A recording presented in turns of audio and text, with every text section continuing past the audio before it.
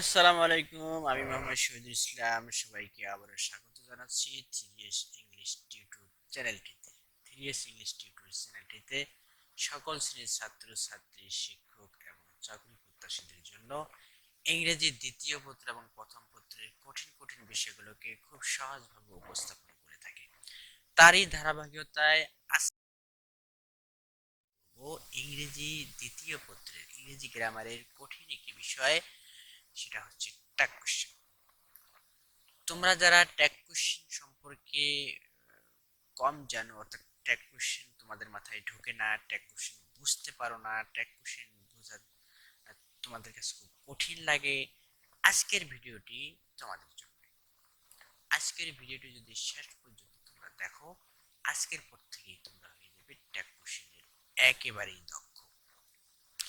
Tag question সম্পর্কে বলতে গেলে প্রথমে আমি বলবো, ট্যাগ কোশ্চেন সম্পর্কে হচ্ছে জুড়ে দেওয়া প্রশ্ন, অর্থাৎ প্রশ্নকর্তা যখন প্রশ্ন করার মাধ্যমে নিজের দিকে সমর্থন আশা করে, তখনই তাকে ট্যাগ কোশ্চেন বলা হয়। ট্যাগ কোশ্চেন বানানোর কিছু নিয়ম রয়েছে। ট্যাগ কোশ্চেন বানানোর প্রথম নিয়ম সেটি হচ্ছে প্রশ্ন বাক্যটিতে, অর্থাৎ যে বাক্যটিকে তোমাকে ট্যাগ কোশ্চেন করতে বলা হবে, ওই বাক্যটিতে যদি এই শব্দগুলোর কোনো একটি থাকে, এই ভার্বগুলোর কোনো একটি থাকে, অর্থাৎ এই ভার্বগুলো সাহায্যকারী ভার্ব হিসেবে অথবা মূল ভার্ব হিসেবে, যে হিসেবেই থাক না কেন, ওই বাক্যটি যদি থাকে, তাহলে আমরা ওই ভার্বটিকে দিয়েই ট্যাগ কোশ্চেন বানাতে পারবো। অর্থাৎ বাক্যে যদি am, is, are, was, were, will, shall, can, could, may, might, must, have, has, had, do, does, did, ought, dare, need, এই ভার্বগুলো যদি থাকে, তাহলে আমরা প্রথমে ওই ভার্বটাকে লিখব। ট্যাগ কোশ্চেন বানানোর সময় প্রথমে ওই ভার্বটাকে লিখব। লেখার পরে আমরা দেখব ওই বাক্যটি, প্রশ্ন বাক্যটি অ্যাফার্মেটিভ নাকি নেগেটিভ, অর্থাৎ এটা হা বোধক না না বোধক। ওই বাক্যটি যদি হা বোধক হয়, অর্থাৎ ওই বাক্যটিতে যদি নট না থাকে, তাহলে আমরা ট্যাগ কোশ্চেনে নট বসাবো। আর যদি ওই বাক্যটিতে নট থাকে, অর্থাৎ বাক্যটি যদি নেগেটিভ হয়, না বোধক হয়, তাহলে আমরা ট্যাগ কোশ্চেনে নট বসাবো না। এরপর ওই প্রশ্ন বাক্যটির যে সাবজেক্টটি থাকবে, ওই সাবজেক্টের প্রোনাউন বানিয়ে ট্যাগ কোশ্চেনের শেষে বসিয়ে প্রশ্নবোধক চিহ্ন দাও, তবে আমাদের ট্যাগ কোশ্চেনটা হয়ে যাবে। পরিষ্কার করে বলতে গেলে, কোনো বাক্যে যদি এই ভার্বগুলোর কোনো একটি থাকে, ওই ভার্বটিকে আমরা নিব। তারপর ওই বাক্যে যদি নট থাকে, তাহলে আমরা নট দিব না। আর যদি নট না থাকে, তাহলে ওই ভার্বের সাথে আমরা নট যোগ করব। এখন কথা হচ্ছে, ওই নট এবং ওই ভার্বটি, অর্থাৎ এই ভার্বগুলোর সাথে নট যোগ করলে ঠিক যেমনটি দেখাবে, আমরা কিন্তু এই সংক্ষিপ্ত রূপটি ট্যাগ কোশ্চেনে ব্যবহার করব। উদাহরণ দিচ্ছি, হাসান ইজ আ ট্রুথফুল বয়।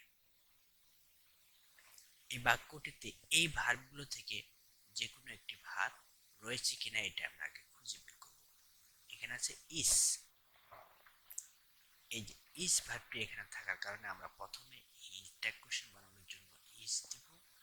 তারপরে বাক্যটিতে নট না থাকলে নট দিব, এবং ইজ এবং নটের সংক্ষিপ্ত রূপটি আমরা ব্যবহার করব, ইজ ইট। তারপরে সাবজেক্টের প্রোনাউন ফর্ম বসিয়ে প্রশ্নবোধক চিহ্ন দেব। উত্তরটা হবে এরকম, এজেন্ট ইট। আরো একটি উদাহরণ আমরা দেখি, হি ওয়াজ আ গুড স্টুডেন্ট। এখানে যেহেতু ওয়াজ আছে, অর্থাৎ এই ভার্বগুলো থেকে যে কোনো একটি ভার্ব এখানে রয়েছে, ওই ভার্ব দিয়ে আমরা ট্যাগ কোশ্চেন বানাবো। ওয়াজ, ওয়াজ আমরা প্রথমে ওয়াজ বসাবো। তারপরে বাক্যটি যদি নট নেই, ওয়াজের সাথে নট দিব। ওয়াজ এবং নট এক জায়গায় করলে কেমন দেখতে হবে, ওয়াজন্ট, আমরা ওয়াজন্ট লিখবো। ওয়াজন্ট লিখে হি যেহেতু প্রোনাউনই আছে, এই প্রোনাউনটা বসিয়ে প্রশ্নবোধক চিহ্ন দিয়ে ট্যাগ কোশ্চেন বানাবো। অর্থাৎ ট্যাগ কোশ্চেনটা এরকম হবে, ওয়াজন্ট হি। আরো একটা উদাহরণ যদি আমরা এখানে দাঁড় করাই, ইউ আর মাই ফ্রেন্ড। এখানে কিন্তু এই ভার্বগুলো থেকে যে কোনো একটি ভার্ব রয়েছে, আর তাহলে আমরা আর দিয়ে করব। এখানে নট নাই, আর এর সাথে নট দিব, ইউ আছে, ইউ দিব। Aren't you Hasan is not a liar. এখানেও কিন্তু এই ভার্বগুলো থেকে যে কোনো একটি ভার্ব রয়েছে। ইজ আছে, প্রথমে ইজ লিখবো, তারপরে বাক্যটি যদি নট আছে এই জন্য আমরা নট দিব না, হাসানের প্রোনাউন হবে হি দিব, সেটা প্রশ্নবোধক চিহ্ন দিয়ে ট্যাগ কোশ্চেন বানাবো। You are not my enemy, এখানেও যদি এই ভার্বগুলো থেকে যে কোনো একটি রয়েছে, আর অথবা আর লিখবো, যদি নট আছে আর নট দিব না, তারপরে সাবজেক্টটি শেষে বসে প্রশ্নবোধক চিহ্ন দিয়ে ট্যাগ কোশ্চেন বানাবো। অর্থাৎ মূল বাক্যে যদি নট না থাকে তাহলে আমরা ট্যাগ কোশ্চেনে নট বসাবো, আর মূল বাক্যে যদি নট থাকে তাহলে আমরা ট্যাগ কোশ্চেনে নট বসাতে পারবো না। হি ওয়াজ নট আ ব্যাড, একইভাবে এখানে যেহেতু নট আছে, ওয়াজ দিব, নট নাই এই জন্য নট আছে এই জন্য নট দিব না, তবে হি দিয়ে শেষে প্রশ্নবোধক চিহ্ন দিয়ে ট্যাগ কোশ্চেন বানাবো। এ পর্যায়ে আমরা আরেকটি নিয়ম নিয়ে কথা বলবো, সেটি হচ্ছে যদি এই ভার্বগুলো না থাকে, অর্থাৎ এতক্ষণ আমরা কথা বললাম এই ভার্বগুলোর কোনো একটি থাকলে সেটা বসিয়ে, নট না থাকলে নট দিব, নট যদি থাকে তাহলে নট দিব না, সাবজেক্টের প্রোনাউন ফর্ম বসিয়ে প্রশ্নবোধক চিহ্ন দিয়ে ট্যাগ হয়ে যাবে। এখন কথা হচ্ছে এই ভার্বগুলো যদি না থাকে তখন আমরা কি করব? যখন এই ভার্বগুলো থাকবে না তখন আমরা ওই মূল বাক্যটাকে কোন টেন্সে আছে সেটা বের করার চেষ্টা করব। এখন তোমরা যদি টেন্স ধরতে না পারো, যারা টেন্সে দুর্বল, আমি তাদেরকে বলছি আমার এই চ্যানেলটিতে একটি ভিডিও রয়েছে টেন্সের উপরে, যে ভিডিওটা দেখলে তোমরা ম্যাজিকের মতো করে টেন্স ধরতে পারবে। আমি অনুরোধ করছি ওই ভিডিওটা দেখার জন্য। ভিডিওটির লিংক আমি ডিসক্রিপশন বক্সে দিয়ে দিব, তোমরা ওই ভিডিওটা একবার দেখলেই টেন্সটা তোমরা ধরতে পারবে। ওই ভিডিওটা দেখার অনুরোধ থাকলো। তাহলে এই ভার্বগুলোর কোনো একটি যদি এখানে না থাকে ওই প্রশ্ন বাক্যে, তাহলে আমরা দেখব কোন টেন্স, এটা প্রেজেন্ট ইনডিফিনিট টেন্স নাকি পাস্ট ইনডিফিনিট টেন্স। যদি প্রেজেন্ট ইনডিফিনিট টেন্স হয় তাহলে আমরা ডু এবং ডাস নেব, আর পাস্ট ইনডিফিনিট টেন্স হলে আমরা ট্যাগ কোশ্চেন বানানোর জন্য যে ভার্বটা নেব সেটা হলো ডিড। ডিড প্রেজেন্ট ইনডিফিনিট হলে ডু অথবা ডাস, আর পাস্ট ইনডিফিনিট হলে ডিড। তাহলে উদাহরণে যাই, হি রিডস আ বুক, সে বই পড়ে।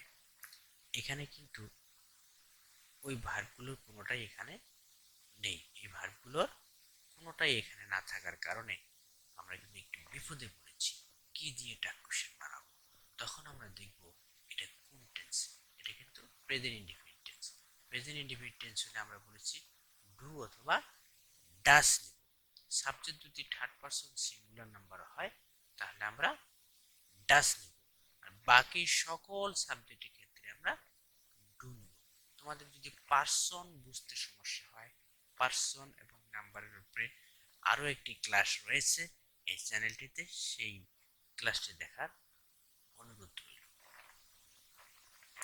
তাহলে প্রেজেন্ট ইনডিফিনিট টেন্স হওয়ার কারণে আমরা এখানে ডাস নিলাম, বাক্যটি যেহেতু নট নাই এই জন্য নট দিয়েছি, তারপর হি বসে প্রশ্নবোধক চিহ্ন দিয়েছি। ওই প্লে ফুটবল, এটাতেও কিন্তু ওই ভার্বগুলোর কোনোটাই এখানে নেই, তাহলে আমরা দেখব কোন টেন্স। এটা প্রেজেন্ট ইনডিফিনিট টেন্স হওয়ার কারণে আমরা ডু অথবা ডাস নেব। আমি আগেই বলেছি যদি subject third person singular number হয় তাহলে তুমি ডাস নিবা, বাকি সব জায়গায় ডু নিবা। তাহলে এখানে আমরা ডু নিব, যেহেতু নট নাই ডু এর সাথে নট দিব, তারপর উই দিয়ে প্রশ্নবোধক চিহ্ন দেব। উত্তরটা কি হবে? Don't we. এবার আসি রিনা ওয়েন্ট হোম, এখানে কিন্তু ওই ভার্বগুলো কোনোটাই এখানে নেই, যার কারণে আমরা বোঝার চেষ্টা করব এটা কোন টেন্স। এটা হলো past indefinite tense.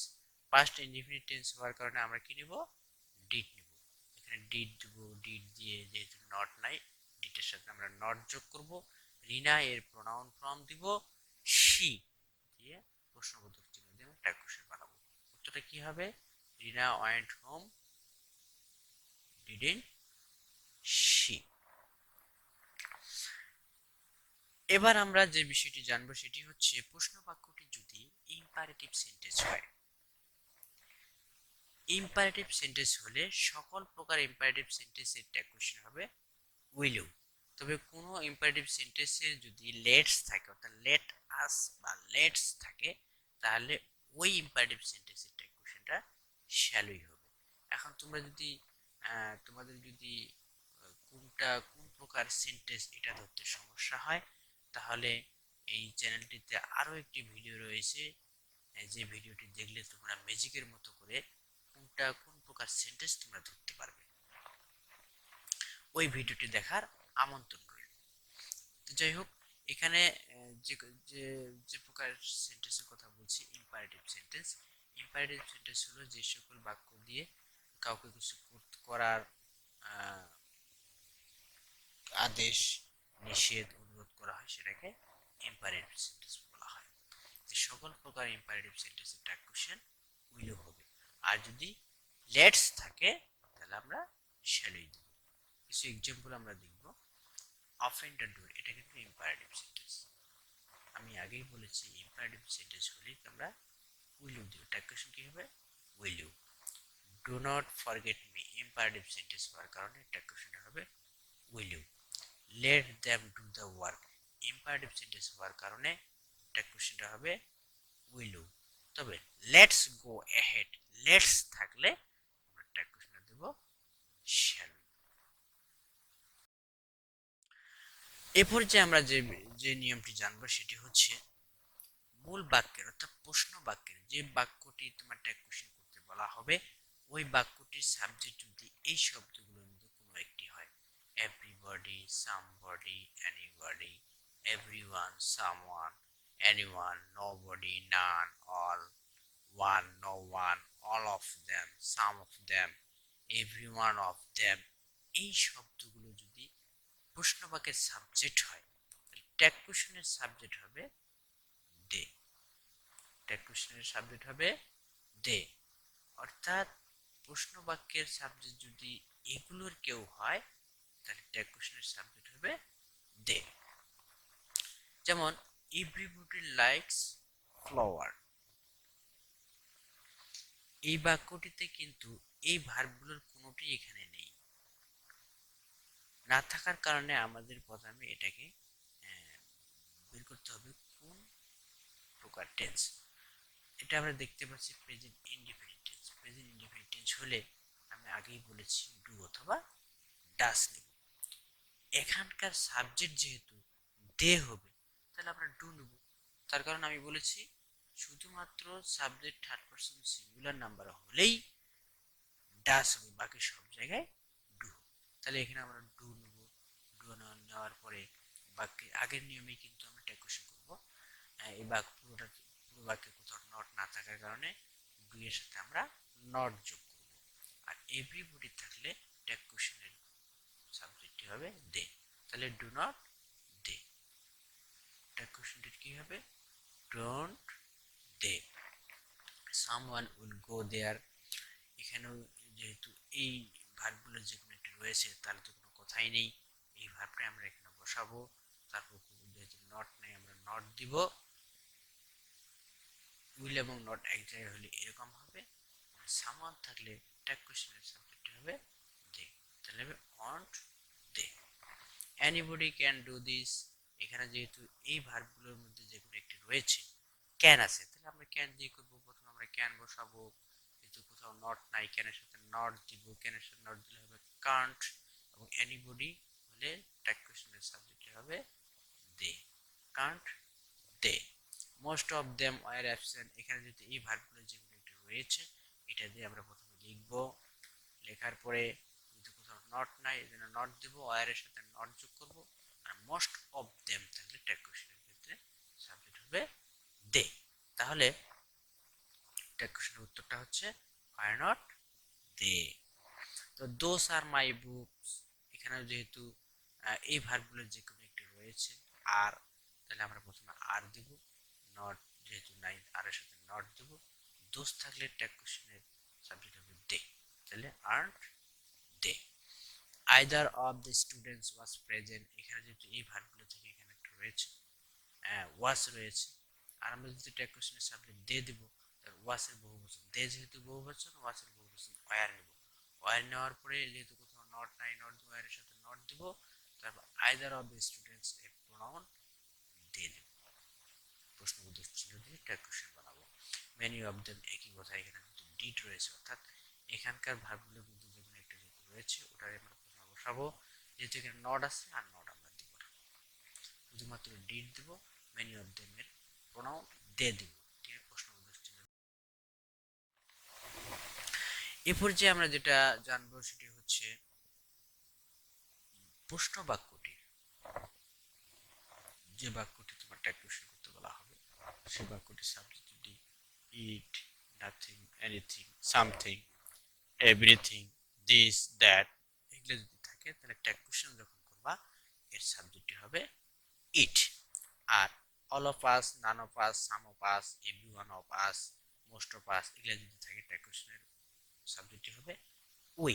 R all of you, some of you, every one of you, most of you, none of you এগুলো যদি থাকে তাহলে কিন্তু ট্যাগ কোশ্চেনের সাবজেক্টটা হবে ইউ। অর্থাৎ যদি মূল বাক্যে যে বাক্যটি তোমার ট্যাগ কোশ্চেন করতে বলা হবে ওটার সাবজেক্ট যদি এগুলা হয় তাহলে ট্যাগ কোশ্চেনের সাবজেক্ট হবে ইট, আর যদি এগুলা যদি হয় তাহলে হবে উই, আর যদি এগুলো যদি সাবজেক্ট হয় তাহলে হবে ইউ। বাকি কিন্তু আগের নিয়ম। It is a beautiful bird, এই ভার্বগুলো থেকে একটা ভার্ব যেটা এখানে রয়েছে ওই ভার্বটা দিয়ে ট্যাগ কোশ্চেন করব। প্রথমে ইজ বসাবো, তারপরে যেহেতু নট নাই ইসের সাথে নট দিব, তারপর এইট আছে এই বসাই দেব। তারপরে এখানে এই উদাহরণটাতেও কিন্তু ইজ আছে, ইজটাকে আমরা প্রথমে বসাবো, তারপর বাক্যটাতে যদিও নট নাই এখানে কিন্তু নট আছে, নাথিং বাক্যটি নেগেটিভ হওয়ার কারণে ইসের সাথে আমরা আর নট যোগ করব না, শুধুমাত্র ইজ থাকবে, নাথিং থাকলে ট্যাগ কোশ্চেনের সাবজেক্ট হবে ইট। তাহলে is it, everything was lost, এখানে কিন্তু এই ভার্বগুলো থেকে যে কোনো একটা রয়েছে ওয়াজ, তাহলে ওই ওয়াজটাই আমরা বসাবো, বসাবো যেহেতু নট নাই ওয়াজের সাথে নট দিব, এভরিথিং থাকলে এটা ইট হবে, তাহলে উত্তরটা হবে ওয়াজ এন্ড ইট। তারপর দিস ইজ এ শার্ট, এখানে কিন্তু ইস রয়েছে, এই ভার্বগুলো থেকে যে কোনো একটা রয়েছে এটাই প্রথমে বসাবো, যেহেতু নট নাই নট দিব, ইসের সাথে নট দিব, তারপর দিস এর প্রোনাউন হচ্ছে ইট, তাহলে উত্তরটা হবে ইজন্ট ইট। এবার আসি all of us attended the meeting, এখানে কিন্তু এই বাক্যটিতে এই ভার্বগুলোর কোনোটাই কিন্তু এখানে নেই, তাহলে আমাদেরকে প্রথমে টেন্স নির্বাচন করতে হবে। এটা হলো পাস্ট ইনডিফিনিট টেন্স, যেহেতু ভার্বের পাস্ট ফর্ম রয়েছে আমরা খুব সহজেই বলতে পারলাম এটা হলো past indefinite tense. First indefinite tense হওয়ার কারণে আমরা কি নেব, ডিড, প্রথমেই ডিড নেব, আর বাক্য কোথাও যদি নট নাই নটের সাথে ডিটের সাথে একটা নট যোগ করব, আর অল অফ আস থাকলে ট্যাগ কোশ্চেনের সাবজেক্ট হবে উই, তাহলে উত্তরটা কি হবে, didn't we. Naan of us can solve this problem, এখানে কিন্তু ক্যান আছে, এই ভার্বগুলো থেকে যে কোনো একটা যদি রয়েছে তাহলে আমাদের অত চিন্তা নেই, আমরা প্রথমে ক্যানটাকে বসাবো, বসানোর পরে আমরা যে বাক্যটা নেগেটিভ কিনা, এই বাক্য কিন্তু নান আছে অর্থাৎ এই বাক্যটি নেগেটিভ, যার কারণে ক্যানের সাথে আমরা আর নট যোগ করতে পারবো না, ক্যান থাকবে, আর নান অফ আস থাকলে ট্যাগ কোশ্চেনের সাবজেক্ট হবে উই, তাহলে can we. Some of you can speak well, এখানে যেহেতু ক্যান আছে আমরা ক্যান দিব, যেহেতু কোথাও নট নাই ক্যানের সাথে নট যোগ করবো, কান্ট হবে, তারপর সাম অফ ইউ থাকলে এই যে এখানে বলা আছে সাম অফ ইউ থাকলে এর প্রোনাউন অর্থাৎ ট্যাগ কোশ্চেনের সাবজেক্ট হবে ইউ, তাহলে উত্তরটা হবে can't you. All of you were playing ball, এখানে যেহেতু ওয়ার আছে ওয়ার বসাবো, নট নাই নট দিব, তারপর অল অফ ইউ এর প্রোনাউন দিয়ে দিব, তাহলে ওয়ার নট ইউ। আশা করি আমরা বুঝতে পেরেছি।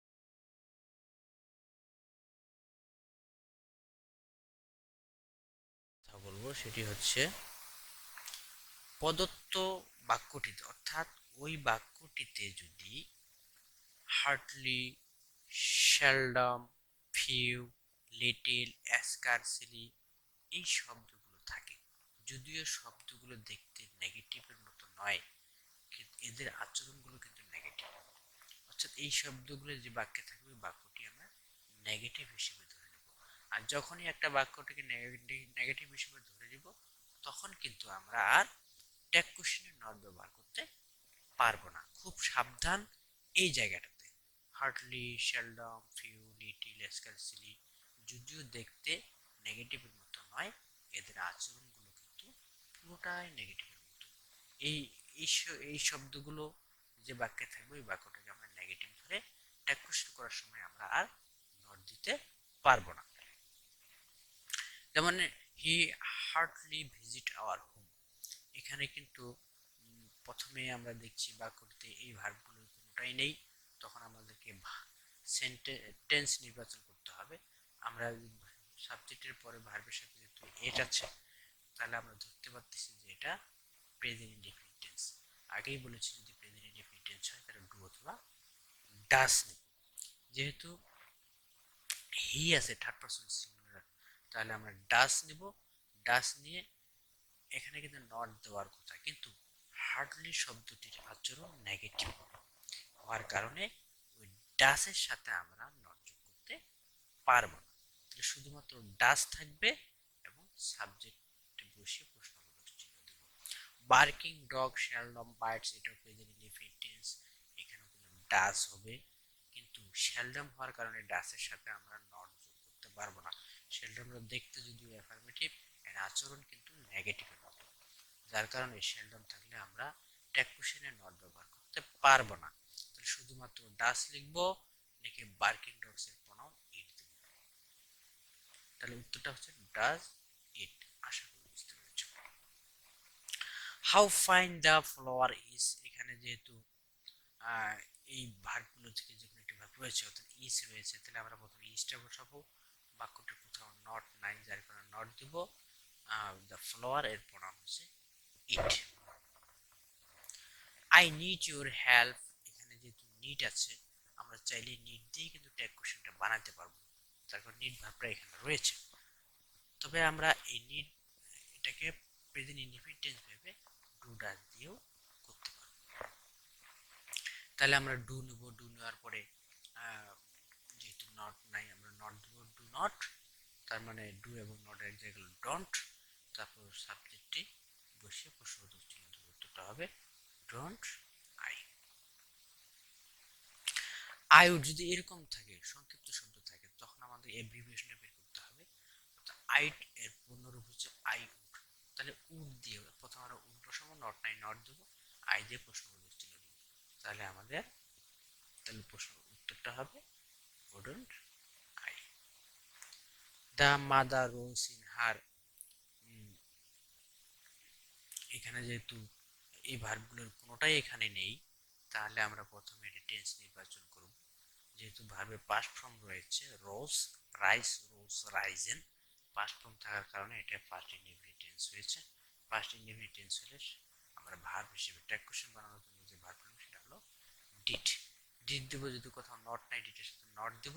দ্য মাদার, এখানে যদি এটা কমন নাউন এর আচরণটা হচ্ছে অ্যাবস্ট্রাক্ট নাউনের মতো, যার কারণে আমরা শি না দিয়ে ইট দেব।